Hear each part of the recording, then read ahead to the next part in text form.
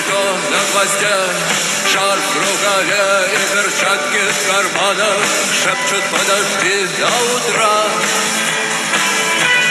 до утра. Но странный стук зовет дорогу.